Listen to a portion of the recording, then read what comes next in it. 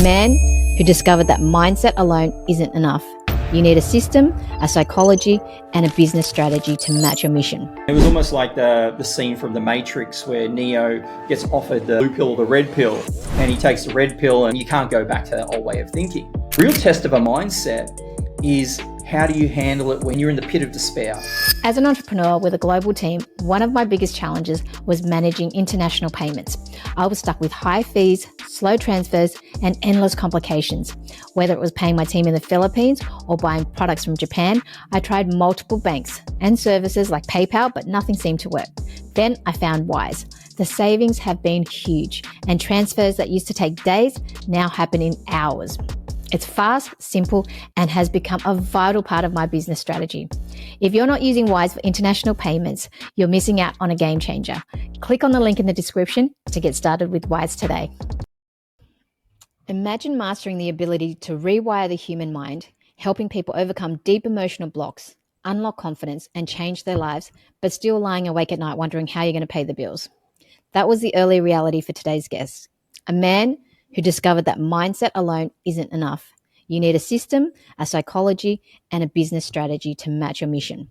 He went from being a broke practitioner, posting desperately for clients, to training over 10,000 people across 18 countries, generating more than 7 million in sales, and creating a model that fuses transformation with entrepreneurship.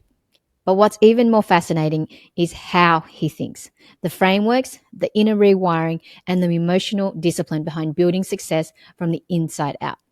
In this episode, we dive deep into the psychology of resilience, wealth, and leadership, the difference between hype and real momentum, and what it takes to stay grounded when everyone looks to you for answers. Let's welcome to the show, Shane Fozard.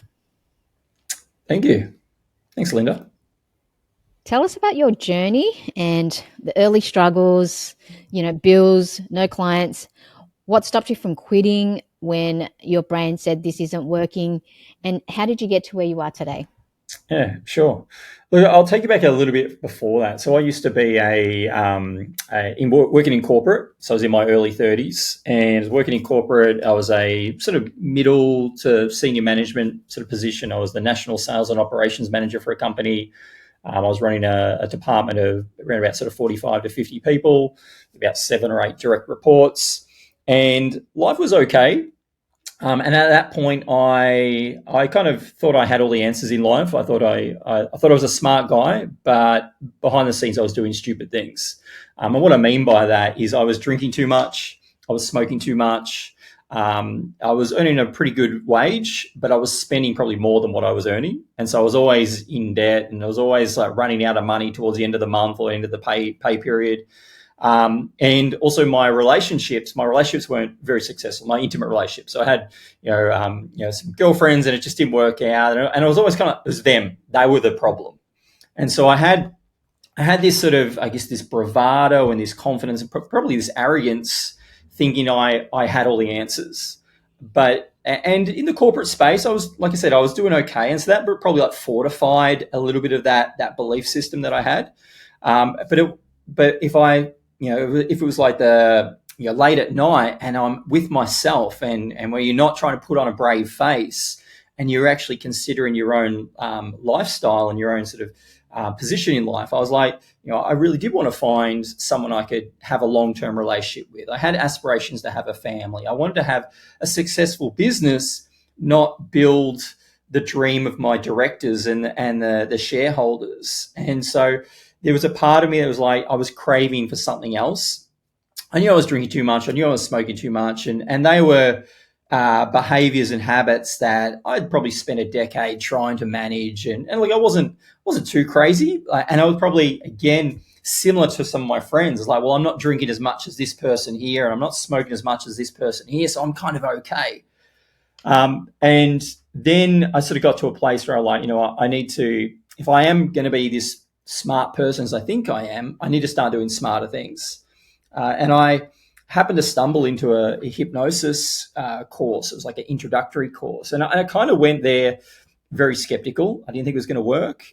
So I brought some friends along with me. I thought, safety in numbers. I'm going to make sure this person can't hypnotize me to do something against my will.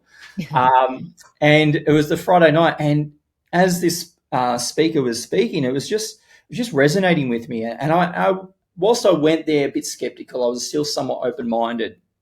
And that weekend, it was like a weekend course. And from that weekend, a lot of my friends, they just left from the Friday night. They're like, oh, we're not doing this. We're going to the football, or we're going to do this instead, or let's come drinking. And I almost did. I almost stopped going to that course. But I also knew in that moment that if I do the things I've always done, I'm going to get the results I've always gotten. And I thought, I know what it's going to be like if I go out drinking. I know what it's going to be like if I give up on this course and I go back to the football and hang out with my friends all weekend. And I could justify that because I've had a hard week, and it's connecting with my friends. But I knew that I'd probably wake up with a hangover. I knew I'd wake up having probably spent $500 on things that I don't even know what I've spent money on. And so I thought, what I haven't done before is done this course, and I don't know what that outcome could be. And I'm so glad in that moment I gave myself that gift of possibility, because from that course, I quit drinking and I quit smoking. It was my choice. And so I used it. I was like, oh my God, like this is amazing. And in that moment, it felt like someone had given me the user manual for my mind for the very first time. And it was like, oh, now I understand more about myself. Now I understand. It was like someone had just opened up this control panel to my mind, that now I could turn dials up and turn dials down and flick switches on and off. And it wasn't completely as easy as that. Like I had to put in some effort. It took, like 2.5 days to change these things, but 2.5 days to change some unhealthy habits that I'd spent a decade trying to change just blew my mind. And it was almost like the scene from The Matrix where Neo gets offered the blue pill or the red pill, and he takes the red pill and it changed, and you can't go back to that old way of thinking. And it was very much that sort of moment for me. I couldn't go back to that old way of thinking and I'd go back into the corporate world and feel inspired by that anymore, feel motivated by that anymore. And so I became inspired, I guess, inversely, to help real people get real results and also continue to work on myself. So I became a personal growth sort of junkie. I went to personal growth courses. At this point in my life, and it was around 32, I used to say to people would say, oh, you should read this book. And I used to and I never read books. Like from the ages of, once I left high school and uni, I tried to avoid reading books as much as possible. And I think part of that was because I was forced to read books I didn't want to read just to get the grades that I was trying to get. And so it was like I wasn't really invested. I was just trying to do what I needed to do to jump through some hoops. And so people would say, read books. And I just wouldn't. I'd be like, I'll wait till the movie comes out. That used to be some of my flippant comments. If someone said, you should read Think and Grow Rich, I'll wait till the movie comes out. Or you should read 7 Habits of Highly Effective People. I'll wait till the movie comes out. And because I always had things I want to do instead of sitting down reading a book. That to me seemed like a very boring thing to do. So when I got into personal growth, I realized that was a limiting belief for me, that I was creating this limiting belief that the books weren't worthy of my time, that there wasn't good information in those books that justified me dedicating time to it. I also had a belief that I wasn't a very good reader. And so in learning more about myself, and it was almost like shining a flashlight in the corner of the warehouse of my mind that I'd never shined the light on before. And so I had these blind spots. And I then became aware of those blind spots. So I had this awareness. Didn't mean I needed to change it, but it gave me the opportunity to change whatever I needed to change. And so I shifted some of these beliefs around learning. I shifted some beliefs around reading. And I now believe that, and this was for me, it was that the reason I didn't enjoy reading is I hadn't read the one book yet that sold me on the idea of reading. And once I found what that book was, once I read one book and I was like, Sorry? What was that book? It was Think and Grow Rich. Think and Grow Rich was the book that my mentor said, hey, this is a book. If you are serious about growing your wealth and growing your business, the advice he gave me was read this book once a year for the first 7 years of your journey. And so I did that. No, I did. I didn't read it for all 7 years. I read it for the first 4 years. So once a year for the first 4 years. So, but it internalized it for me, and so that kind of started this snowball. But then, as you kind of suggested, I left the corporate space because I became inspired to help real people get real results and start building my own business. And I became inspired to be a hypnotherapist. So I became a hypnotherapist, and then I came out of that training. I was like, yes, this is going to be amazing. And then I realized I didn't have any clients, and I realized that what was missing. And there was another book I read called The E Myth, and it talks about that. And you've probably heard of it, you've read that. So it talks about you can have a skill, so you can make cupcakes. I think they talk about in the book. You make cupcakes. It doesn't mean you know how to run a cupcake shop. And so I knew hypnotherapy. It didn't mean I knew how to run a hypnotherapy business and market a hypnotherapy business. And that was this huge gap in most hypnotherapy training courses, and probably a lot of other training courses as well, where you get taught the skill, you don't get taught the business side of it. And so I realized that very quickly. It was almost like the illusion and the dream of having a hypnotherapy business crashed down, and I realized I need to actually get better at marketing. And so with these new beliefs about I'm learning to learn faster, and I had all these really kind of fortified beliefs now, these positive beliefs around that anything I want to achieve is just a learning problem. I just need to learn how to do it. And if I can learn how to do it, because that's what I learned through overcoming drinking and smoking. It was just that I hadn't learned the most effective way of doing that. Once someone showed me, it's like the recipe. If you want to make a chocolate cake as good as Jamie Oliver, go and find Jamie Oliver's recipe and follow that recipe, and you should get the outcome. And so it was very much like that. It's like, okay, if I need to market my business, who's the world's best out there in that space? Who has a model or a recipe that I can follow? And I will just show up as the best possible student I can be, put my ego to the side and follow it to the letter and get results. And that's essentially what I did. And I went from being a struggling hypnotherapist to very quickly having a booked out clinic. And then that caused another problem, which was now I was a burnt out hypnotherapist with too many clients. And so I made another transition after that. Which one? What course that like the marketing was it? ClickFunnels by any chance? You know how some people do that to get scale. Was it? Yeah, like it was before ClickFunnels was around, I'm pretty sure. So it was more around Frank Kern was someone I was following, Jeff Walker. I'm almost certain that ClickFunnels didn't exist at the time. So this is in 2010, 2011. I don't think ClickFunnels was around back then. So it was there wasn't that sort of platform element of it yet.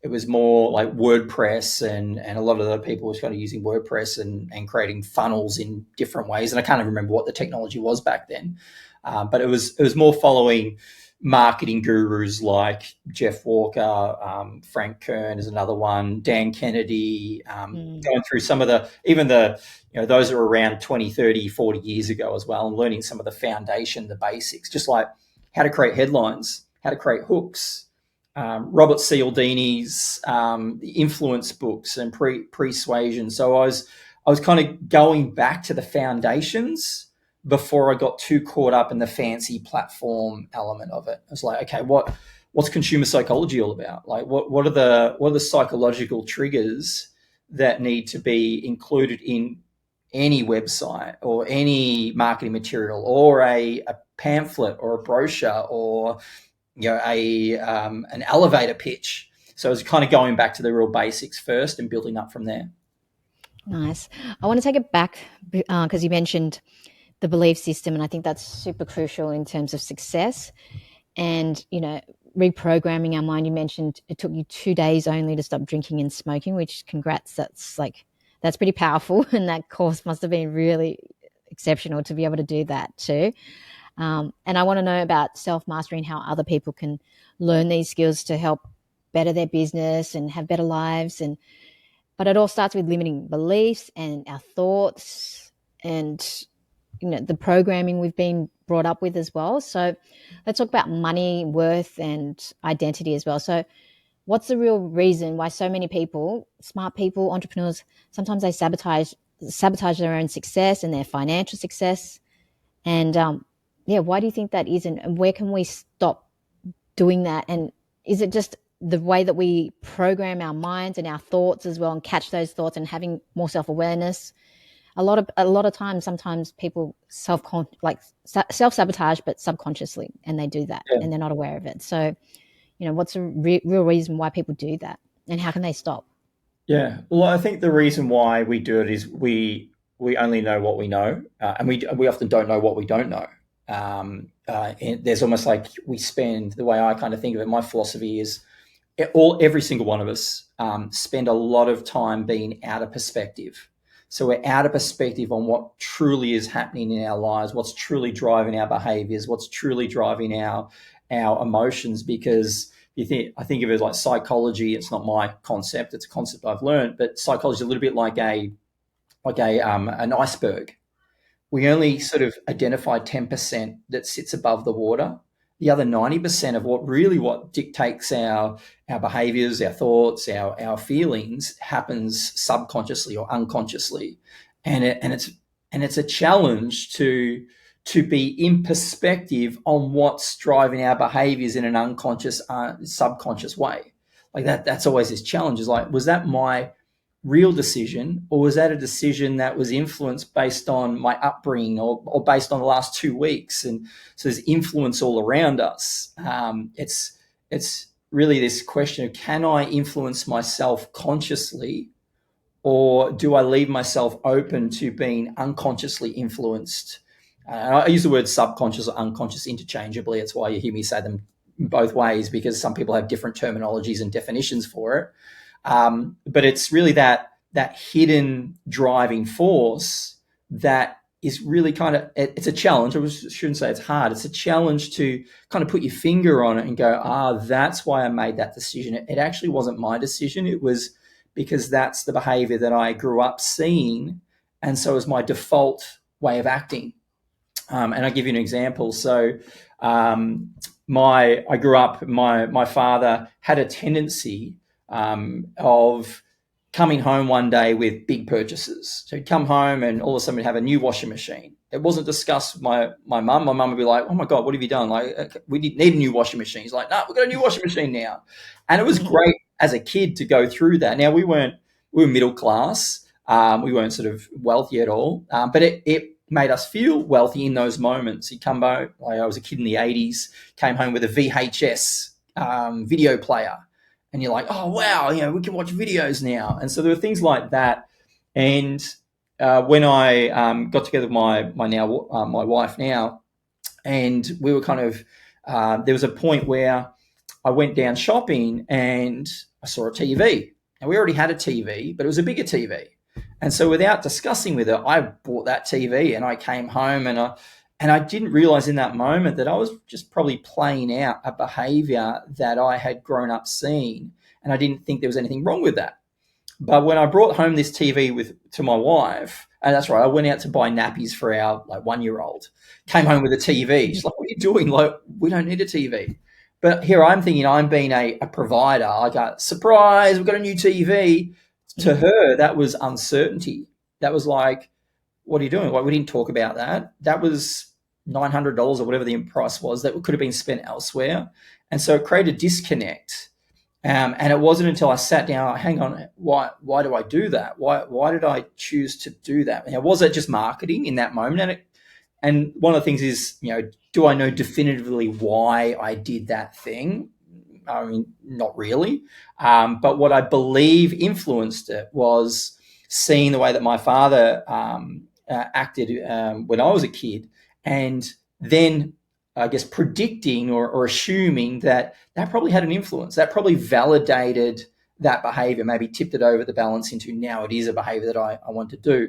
So I think there's a lot of our upbringing, and not necessarily just upbringing. It can be influence that we picked up yesterday. So anything that's happened in our past can set up a belief system that changes our way of being. And it doesn't necessarily need to be from a dysfunctional upbringing. I'll give you another example, which is probably not exactly around business, but I had a belief, and again, I'll be upfront about this. I had a belief at age 32 that all women were crazy. So that was my belief. So and it was this weird thing where I wasn't so arrogant and just going around going, "Oh, women are crazy," or "Women are crazy." It was a belief that popped up when the relationships got hard, and the women I was in a relationship with would display behavior that I then labeled as being crazy. Like, you're being crazy now. Like, that's crazy. It's crazy thinking like that. And I would jump in to judge that behavior because I had this unconscious belief that all women are crazy. Was this unconscious belief that came out. Now, what I was avoiding or what I was ignoring was I had many, many, many, many women in my life that weren't crazy at all, that I loved and adored and respected, and that's the challenge of a belief. The word belief, I'm not sure that you know this or not, but the word belief has the word lie in it. So the belief, if you write it out, it's BELIEF, has the word lie in it. A belief, the way I think of it, a belief is a lie that works for you until it doesn't. Because here I believed that all women were crazy. That was a lie. Not all women are crazy. Some are, but some men are crazy. Like, just some people are crazy, whatever that ends up meaning. And so what I realized in that moment, and you asked about how do you change beliefs. Yeah, how do you stop those? Because it's the thoughts that start first before the beliefs. And so how do we challenge those thoughts when they come? And sometimes subconsciously they're the natural thoughts that come through. And Well, it is that awareness. So it's first that awareness, and you can have retrospective awareness. Like, you can react in a way, and if you've got the mindfulness or the moment of pausing and then reflecting on your behavior and going, hang on, why did I do that? How would I like to react differently next time?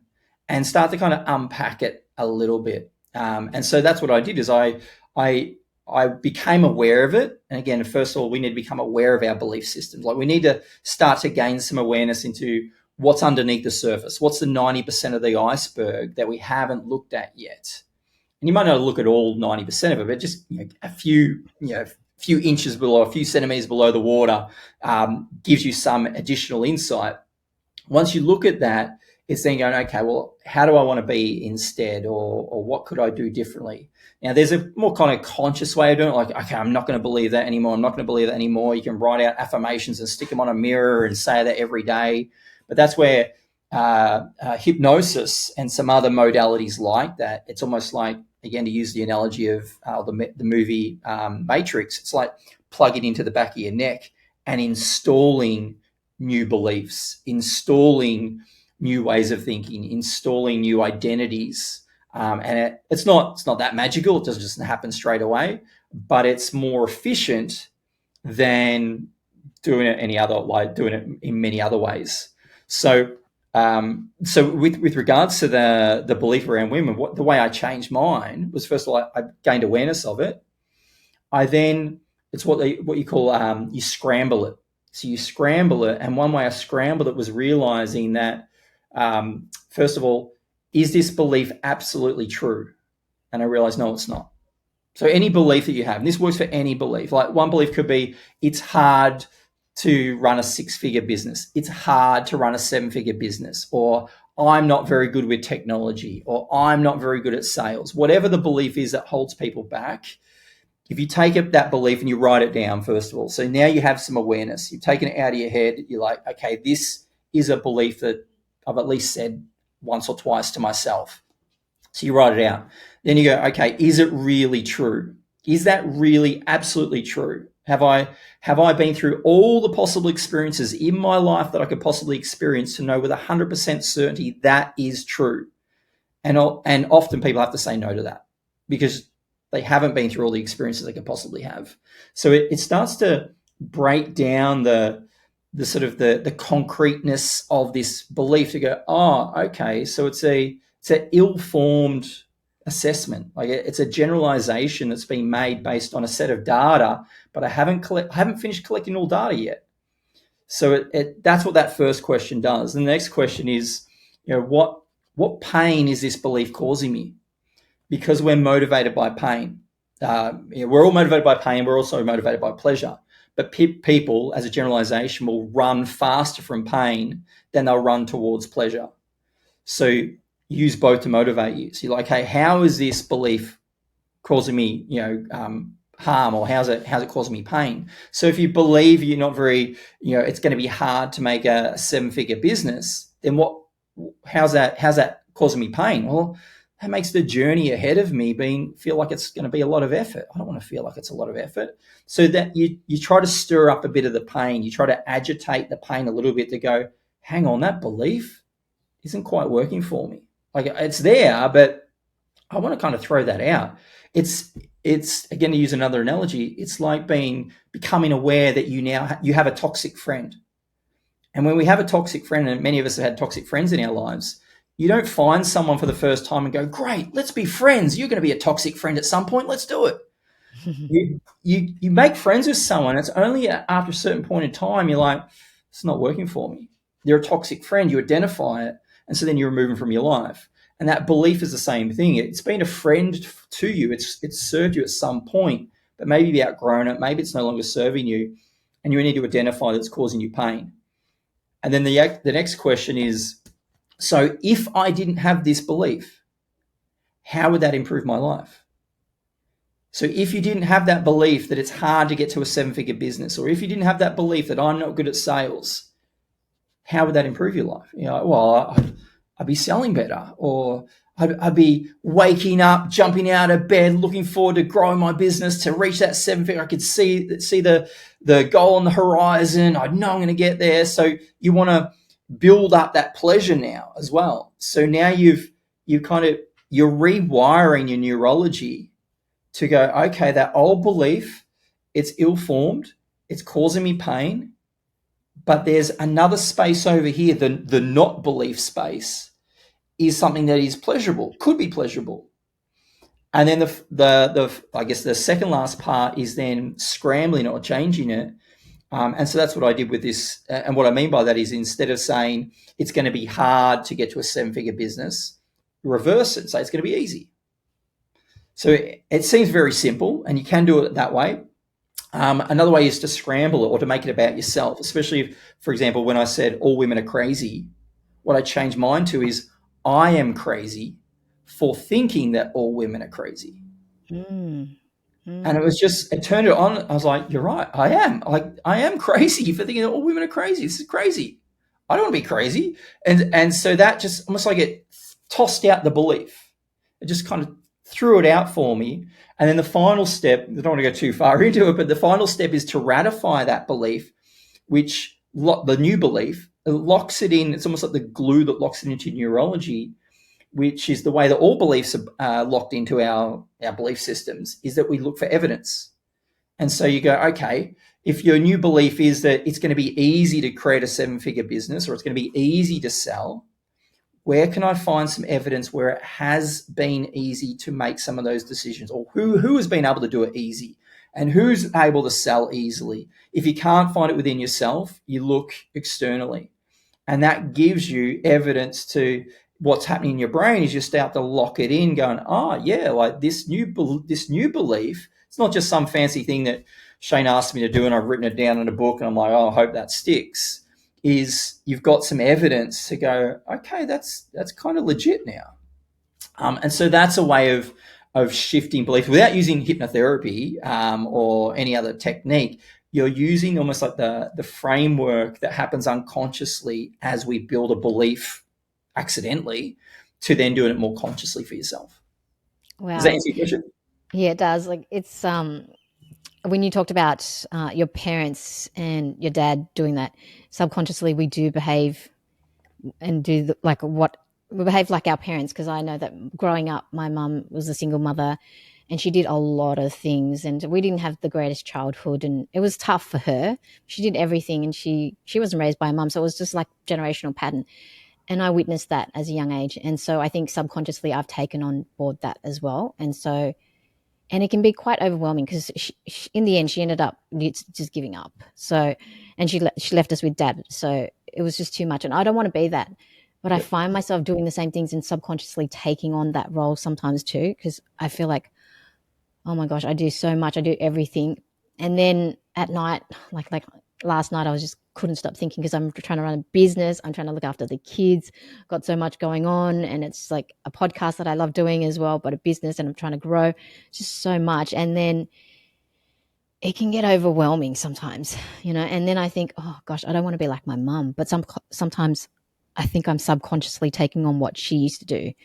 And so now I'm trying to reframe and think. When you were talking about that, I was thinking, how can I change that? Because it can get really exhausting. And I know that I delegate, and I'm a huge believer in reading, seeking knowledge, and learning from like successful entrepreneurs as well, delegating. And I'm doing that as well. But sometimes I still feel like I'm taking on too much as well. So any Yeah. tips and advice on that?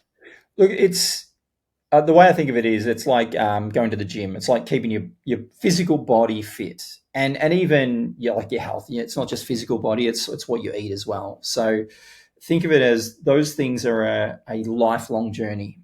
You typically don't go to the gym for 6 weeks, get fit, and then stop, or 6 months and then stop and go, I'm fit for the rest of my life. I'm done. You don't typically eat healthy foods for 6 months and then go, I've eaten healthy foods for 6 months. I can stop and now I can only eat donuts and Big Macs. It's a lifelong journey. And the same thing with mindset. Mindset, just like health, it's your mental health, you've got your physical health. Your mental health can start to slide back if you lose focus on it. The same way that your physical health can slide backwards if you lose focus on it.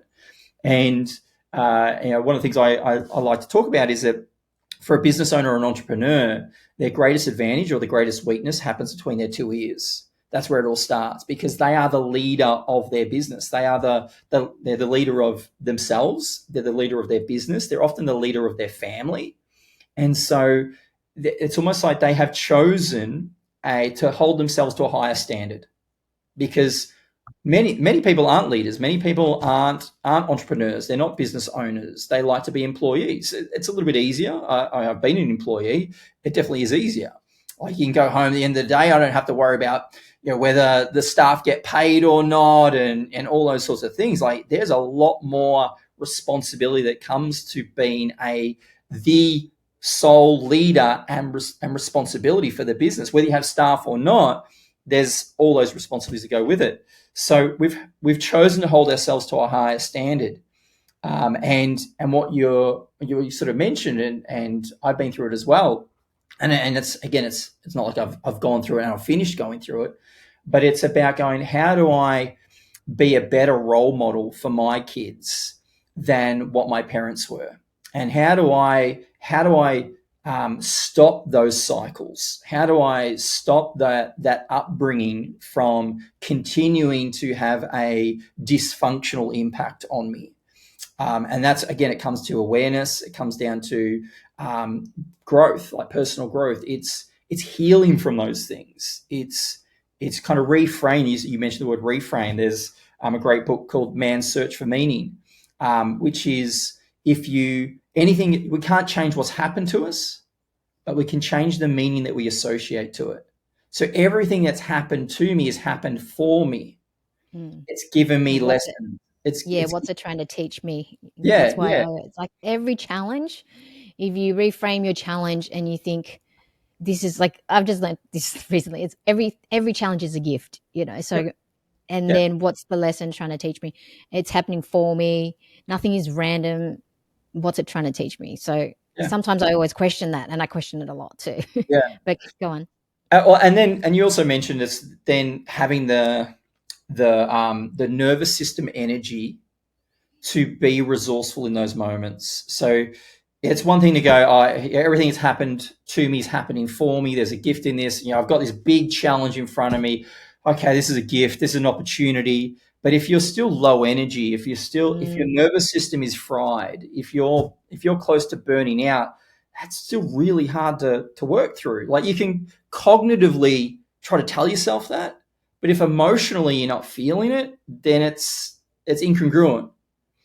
And so part of it is knowing how to look after yourself, how to have self-care, how to know what your limits are. So there's nothing wrong with pausing and going, you know what, this is an amazing opportunity. I'm not going to go, oh, poor me. Why is it happening to me? I can't believe this. What I'll do is I go, great opportunity. I'm just not in a place right now where I'm feeling resourceful enough to address it.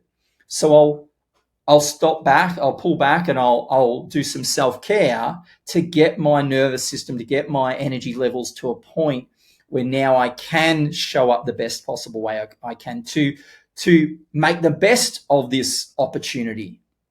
So there's kind of dimensions to it.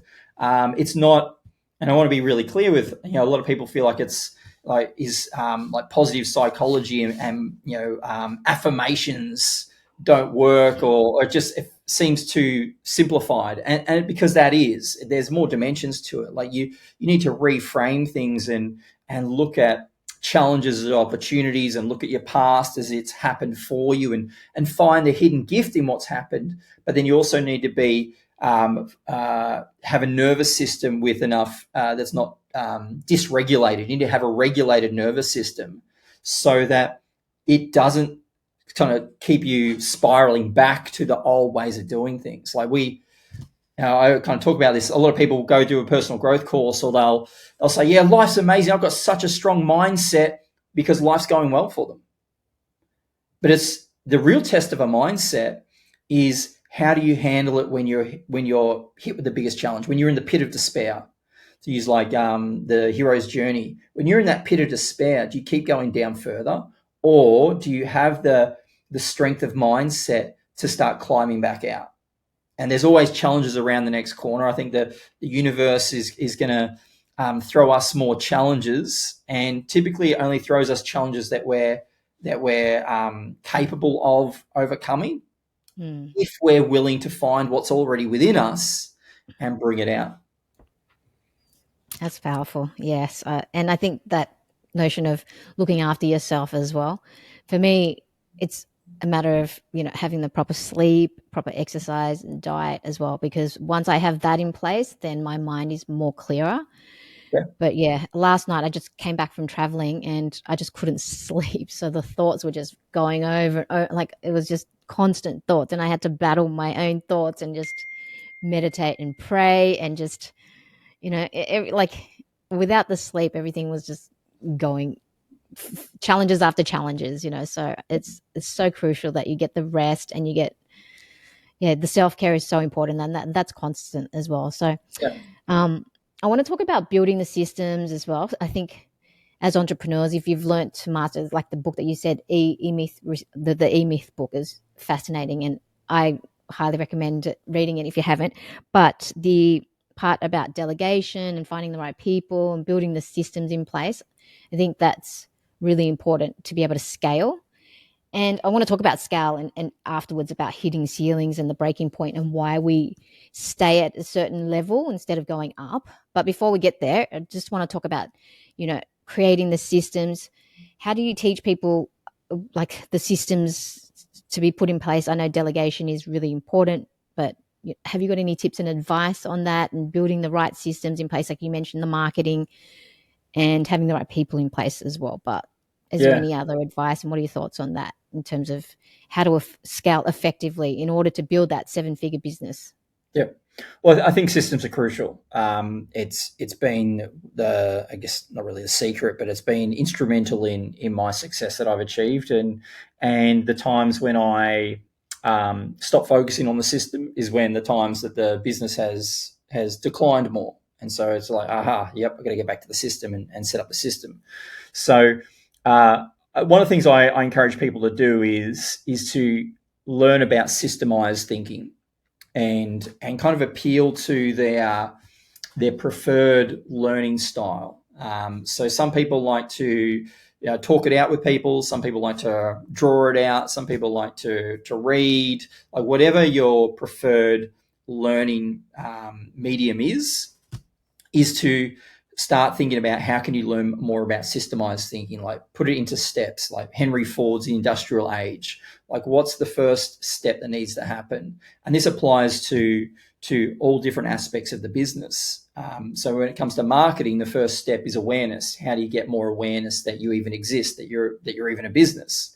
And then, there's other steps after that. Same sort of thing is what's the first step that you need to look at within your business? Do you need to grow revenue? Do you need to reduce costs? Do you even know what your metrics are? And I like to kind of simplify things. So I come from the business school of the 80-20 rule, which is 20% of your focus will generate 80% of your results. So you don't need to write a 100-page business plan to launch a business. You don't need to be an accountant or a bookkeeper to manage your core metrics. So it's looking at, okay, what are the things I need to manage and start to learn about? And there's a system to that. Like, what's the system to the metrics that I need to manage and look at? And then what's the system of how often do I look at them to know whether the business is moving forward or not? One of the things I think some people do, and this kind of was, as we sort of said, that everything happens for you. The reason why I look back at my experience in the corporate space, and it taught me a lot of really good disciplines, which meant I was either going to thrive in that space or not thrive, because there were times when I'd go for a role in a company of like 2,000 people, and for me to get the next position, I was competing against 15 other people. And so by me climbing the ranks, it taught me how that I had to be accountable. I had to deliver. I had to produce. So one of the things I find for some people, if they haven't had a training ground of producing and showing up and being accountable, but they have a vision to start a business, then they're trying to start a business and they're trying to build systems, but they're not very productive. They kind of spin their wheels throughout their day because they got this idea, I want to run this business. But the way I think of it, it's a little bit of a mindset shift again, is when I'm working, I have CEO Shane and I have worker Shane. Now, when I'm working in the business, that's worker Shane. Okay. Worker Shane needs to be able to justify to CEO Shane that I use my time wisely today. Otherwise, it'd be like if you have an employee, are you going to be happy with the way that employee spent the last 7 hours or 8 hours? And can they justify what they did? Is there some sort of output for that? Is there some sort of, or are they like, I spent 8 hours researching on the internet? Like, where'd that go? It's like just vapor. So that's kind of how I keep myself internally accountable, is I'm like, okay, what did I get done today? And would the CEO Shane be happy with what I produced? So it puts me on I'm self-accountable because I don't have a boss that's looking over my shoulder that's going, Shane, you need to do this, this, and this.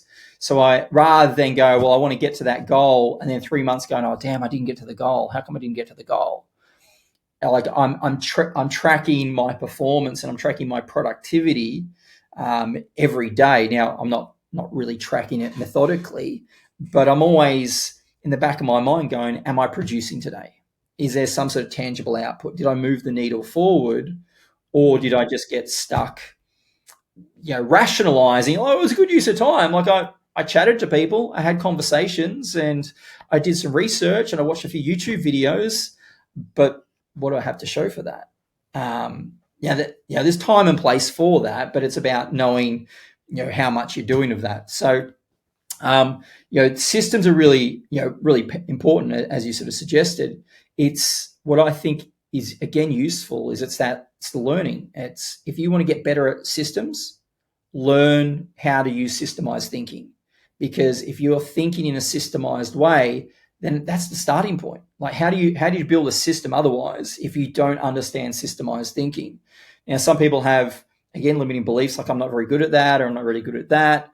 And I used to be like that. I used to be not very good at those things. And I've read probably, 5 or 6 books. I've got like a area over here about systemized thinking. I've read like 5 or 6 books on systemized thinking that has helped me go, aha, that's the easier way of doing it, rather than just trying to wing it. Like, no one taught me how to have systemized thinking.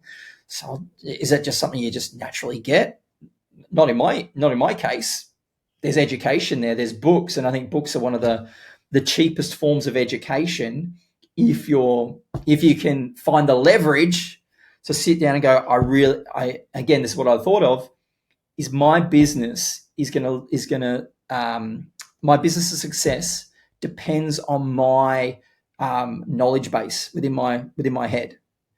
And I don't always have the time and energy to go out to other courses, nor do I. Maybe it's like, I want to learn about systemized thinking now or today. How do I do that? I can go down to the bookstore, I can find the best book on systemized thinking, I can buy it on Amazon, and in 2 days or 1 day it's delivered. Now I can get straight into it, and it only costs me $30. So to me, it's that leverage of going, how important is this to me? Starting to learn systemized thinking, and then whatever area of the business you need to systemize, break it into stages and principles and steps and start building it from there. Wow. God, that was really powerful. I love the fact that you talked about the CEO Shane and the worker Shane, because I've never thought of that before, to do that, because I usually think to myself, what have I done that's productive, that's going to move the needle? And what are at least 3 things that I could do today? And that's the way I think of it. But I've never thought about it as, would the CEO version of me be happy with the worker version of me? That's so powerful. Guys, if you're watching on YouTube and you have like any thoughts or questions about that, if there's any key messages that you resonated with you deeply, please share it in the comments as well, and let me know, if this is valuable for you as it has been for me. And if you're listening on the podcast, please do me a favor and hit that follow button. I wanted to talk about which book that you recommend for the systemized thinking, and then we'll go back to the limiting beliefs. So what's that ultimate book that has changed the way you thought about systems as well? Because for me, business is about problem solving. To me, I see is the way I think of business is like, what challenges are there and who do I need to put in place, or what do I need to do? It's like it's a puzzle. That's the way I see business, and having a successful business is about putting those puzzles in the right places to make it fit, and who can be like where my weaknesses are, who can I put in place to fill that weakness as well to help the business grow. So what book did you say? I was trying to find it. I've rearranged my shelf the other day, so I can't find it at the moment, but I do know what it's called. It's called Thinking in Systems by Donella Meadows. Okay. I'm going to put that in place as well. I love books. I'm a huge book fan. But then let's talk about the ceiling part. So if someone has the right vision and, ambitions and drive in place, and they've built something, but they keep hitting the ceilings, which one usually breaks first? Their mindset, their structure, or their discipline? Why do we hit that ceiling and we're not going higher sometimes, especially if you've reached that goal, but you're not going to the next level? Look, I think that when that happens and someone can't break through the ceiling, it's an example of them they're out of perspective. So they're out of perspective. They can't see. They don't know what they don't know again. They don't. Again, I can't get through the ceiling. So there's something that's lacking in their knowledge, and there's no shame in that. It's just we all lack areas of our knowledge that for an outcome that we get to achieve. And so one thing that I recommend to people is get a coach, or get someone or a mentor who can look in on where you're at. That first of all you have you respect, you have rapport with, and who you trust, that when they give you advice, they give you feedback, you're not immediately resistant to it, or you're not questioning, hang on, what's the ulterior motive behind that? So a really good mentor. So there's mentors or coaches. A mentor is typically someone that's got the result that you want to get. They're sort of like 2 or 3 years above you, or 10 years above you, whatever it is. So that's a mentor. So they've walked the path before. A coach is someone that doesn't necessarily have walked the path, but can help you gain some insight that maybe you're unaware of. So it's like a football coach or a swimming coach can help someone become an Olympic gold medalist, even though that coach has never won an Olympic gold medal. So you've got coaches or mentors. I think all business owners and entrepreneurs should have either a mentor or a coach, or both, if they can make that happen. Because when you get to that moment and you're butting your head against the glass ceiling, often we're out of perspective. We don't know how to break through it. It's not working. What do I do? So a lot of it is that they're probably They need to upgrade their. You mentioned discipline. They need to upgrade their habits. Their discipline kind of comes to habits. Like what are you disciplined in doing? So there's something about their habits that aren't quite working. They need to kind of take to the next level. The behavior the way that you grow to a 4-figure business or a 5-figure business is a different behavior to grow into a 6-figure business, which is different behavior to a 7-figure business. So you have to level up each time. And part of that is, again, that awareness. What do I need to level up? What area of my business do I need to level up? Is it something in the business? Is it sort of like external from me? Or is it internal? Is it me? Is it some sort of fear I've got? Is it some sort of fear of failure, imposter syndrome? Is it something that's unconsciously kind of pulling me back? It's like having a thermostat. It's like, is my thermostat set at a point that I need to change it and go to the next point? So it's hard to kind of say exactly what it is. What I guess my answer to the question is developing a system that helps you gain your own unique perspective on what is the thing that unlocks it for you. And I think of it as everyone has like a combination lock. There's combination locks, you twist it. Like everyone's got their own unique combination lock. I can't tell people what their combination lock is, what the combination is that unlocks it, but I know the system to help people find their combination. And once they find it, then they can unlock it and move to the next level. Wow. And you teach people to create results fast, but how do you personally tell when they're just having genuine momentum or if it's just hype as well? Because sometimes when you're building that momentum and then, you get excited, but then it's about consistently, keeping that momentum as well. But how do you teach people to create results fast? How do I teach them to create results fast? It's about scaling. Is probably what I would suggest. I mean, that's how you create results fast. At the moment, I'm running a coaching program with a bunch of entrepreneurs and business owners to help them put together a Black Friday deal. Because Black Friday deals can be like a nexus point for a lot of businesses if it's used effectively. So last year we ran a Black Friday deal, and it made $330,000 in 6 weeks, and that was during the Christmas period as well. So Black Friday is around November 28th or something around there. So it changed my belief system, by the way. So back prior to last year, I believed that not too many people buy the style of offer we were making throughout Christmas period. They got other things to focus on. And to see what that did, and we've never run a Black Friday deal that made that money in that short amount of time before.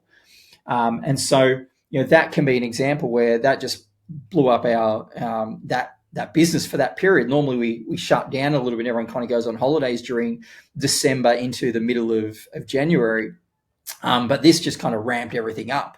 And so I think that scaling in a way that obviously is effective, and that's, it's not to attempt to scale, but actually scale is the way to get results fast. And again, it comes back to knowledge. It comes back to what's the recipe to follow. So that's why I teach people now this recipe. Anyone, I'm not suggesting anyone can generate $300,000 in 6 weeks. But as I say to them is like, I think it's Michael Jordan or Wayne Gretzky is famous for saying you miss every shot you never take. Like if you don't put out a Black Friday deal, you'll make zero.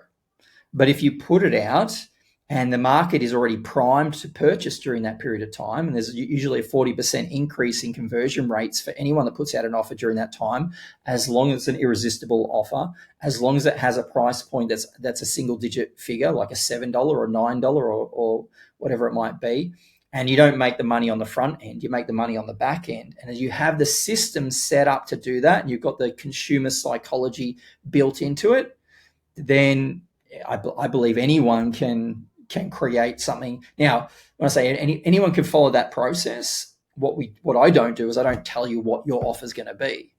So that's where your baby needs to, you're kind of birthing your idea in a way that then just has the structure built to it, the system built to it. And then you're going to find out truly what is was that idea $1 million idea, or was it just a $10,000 idea? And you asked how to get fast results. Another way to get fast results is to be open to making more mistakes. Like go to market. I kind of take some. I've built a few tech startups, and so there's that concept of go to market fast. I want to fail fast, so I want to make sure that I'm not going down the wrong path for too long. And I've done the wrong things before, whereby I've built like a program. I spent 3 months building a program. I'm like, yes, everyone's going to love this. And then I launched it, and I got crickets and tumbleweeds. Like no one bought it, and I was just like, oh my God, I've just wasted 3 months just working on this thing. And again, I was out of perspective. I thought it was amazing, but my market didn't. And who am I trying to really appeal to? Like, what is my business doesn't grow based on my internal significance. It grows on whether the market feels like I can solve a problem, and that's a good investment for them to part with their money for.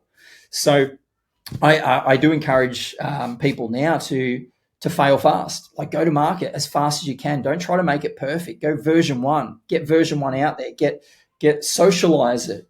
To have a beta launch. Find out, are you in perspective? Does your market absolutely love it yet? Or are you just pumping yourself up and like you said, hype? Are you just hyping yourself? Or you're surrounded by yes people like, yeah, that's amazing, Linda. That's great. You should do that. You should do that. It's just friends and family members. They're never going to spend money with you, but it's your market that you really need to try and get it out to as fast as possible. So if you had to reverse engineer and do that again, how would you test? Like most entrepreneurs have that ambition and that drive that, they think that's going to be a great idea without testing the market. So what's your advice for how would you redo that again? Because when you just mentioned that, I'm guilty of that too. And I'm doing it like with a project that I plan to become a global franchise. But when I just realized I haven't tested the market yet, yep. And I'm just thinking, this is going to be great. People are going to want this. It's new. It's a new concept. Nobody's done it before, and there's not much competition. But I've tested some of the results, and they're pretty poor. And I'm thinking, does that mean that the market doesn't want it? And I need to pivot. But, if you had to reverse engineer and do it again, how would you do it differently? So what I would do is I always kind of say to myself, okay, how do I get feedback today? So I've got an idea. It just starts with an idea. You don't need to do anything more than go, okay, what's my idea? You then need to structure your idea. So how would I communicate this idea to someone? And I like to go, okay, I'm going to give myself an hour, and I'm going to quickly put together a rough pitch deck based on this idea. What it is, no fancy colors, no fancy diagrams or anything, just black text on a white screen, pitch deck, PowerPoint, Keynote, whatever you want to do, Google Slides. Just put it together. You go, okay, that's my rough idea. And then what you can then do is reach out to some people that you know and go, hey Linda, I've got this new idea. Can I love your opinion on things. I've been following you for a while. Do you mind if I can just borrow like 2 minutes of your time just so you can give me some feedback on this idea? And I can reach out to say 30 people in one day with that. Now, if I reach out to 30 people, I'll probably expect only half of them will respond to me. So now I've got 15 people saying yes, yes, yes. And probably of those 15, only half will show up. So when you're asking people for things and there's not much value in it for them, just know not everyone's going to do what you want. So then what that means is I might get 10 people on a call with me who I can socialize this idea with. That gives me 10 data points. It gives me 10 opinions to then go, what did they think of it? Did they like it? Did they not like it? And if you can find 10 people or those people who are close to your target market as possible. So it's like, okay, if I want to help cafe owners, who do I know that is a cafe owner that I can reach out to? Or who do I know that knows someone that's a cafe owner? So it's like, okay, well, I know Frank, and Frank's parents run a cafe. That's good enough for now. At least he's kind of close by to that. So that's one way of doing it. So kind of that CEO versus employee mentality. If the CEO says to the employee, go get me data today to test the market, How's the employee go? Okay, I've been given this command. I need to make it happen today. Otherwise, the CEO is going to be pissed off with me.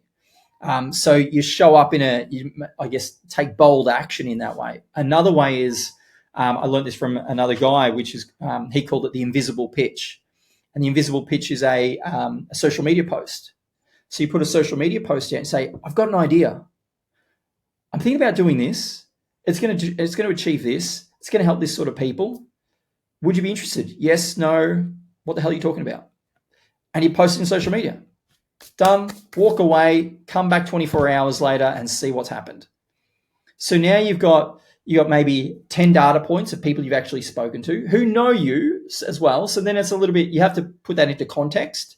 Okay, there's some bias that's in that because not everyone's going to go, actually, Linda, that's a really crap idea. I think you should scrap it. Unless you can bring some of those people in.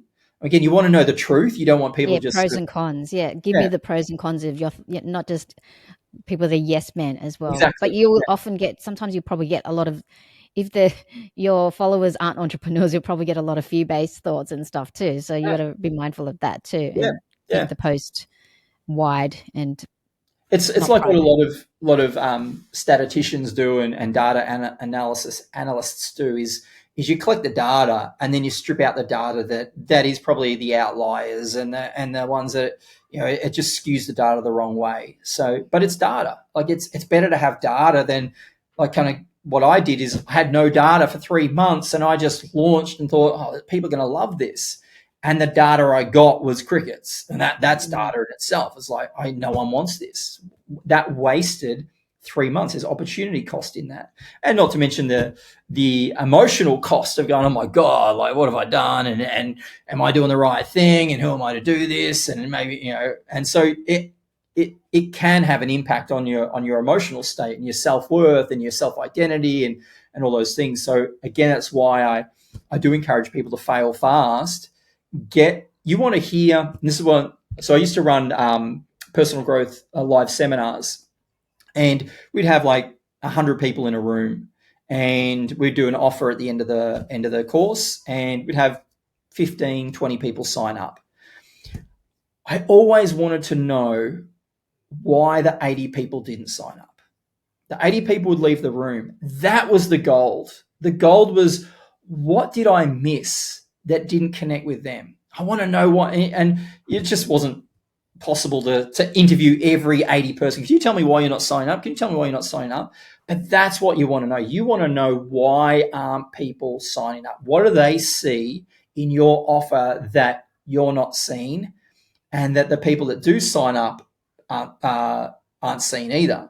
Because if you can inoculate or you can fill those gaps, then you get more of that 80% of people signing up. So it's, that to me is, you want to find out from people that aren't just going to be the yes men, that aren't going to stroke your ego. You want to get the truth. Their truth. I mean, it's their truth. I mean, it's a subjective truth for them, but you don't want people to just go, yeah, that's great, Linda, that's going to make you $1 million. Go do it. And they just don't want to tell you the hard truths that, that's the wrong color or whatever it might be. Mm-hmm. Powerful. I found this very valuable in this conversation. So, and I know we're running out of time. Is there any key messages that you want to leave with the audience? Anything you want to share where they can connect with you and find you and follow you as well? Sure. Look, I would just encourage people to, again, just do more personal growth on yourself. I think it's knowledge. The more you can know about yourself, the more you can learn. I think learning to me is a super skill of life. I've spent, just the same way I've read a whole bunch of books on systemized thinking, I've read a whole bunch of books on optimized learning principles, and because no one taught me how to learn. And so it was really what inspired me to put together Booknotic, which is a website that put together. So I guess, if anyone's interested and you want to learn better from books, but you don't have the time to read books, you can go check out booknotic.com. It's really where we take some of the world's best-selling books and we condense it down into a hypnotic super learning experience. So if you want to get better at, I guess, a money mindset, so I've got these here, like, as example, money mindset could probably be improved by reading these 3 books, Think and Grow Rich, The Richest Man in Babylon, and The Psychology of Money. But that's likely going to take someone 15 hours of reading time. And that doesn't necessarily mean they're going to remember what's in those books. So Booknotic, what it does, it turns that into a 20-minute audio program you can listen to, 20 minutes, 20 minutes. So in an hour, you could consume these 3 books. And it uses a lot of sort of neuroscience and optimized learning principles to kind of install it into your head. It's kind of the closest thing that I've been able to find in the market that is similar to kind of the matrix of just plug it in and download those books to your head. So I'd say to anyone that's inspired to learn more, but you're like, I'm time poor, I don't have time to read books, that's an option to go check it out. Love it. I'll check it out too. Booknotic, that's the app, guys. Yeah. Thank you so much for your time, Shane. It's been very powerful. Like, I found it a lot of interesting tips and a different perspective on thinking on something, some topics as well, on mindset. So thank you so much. And I hope you guys got a lot of knowledge out of it as well.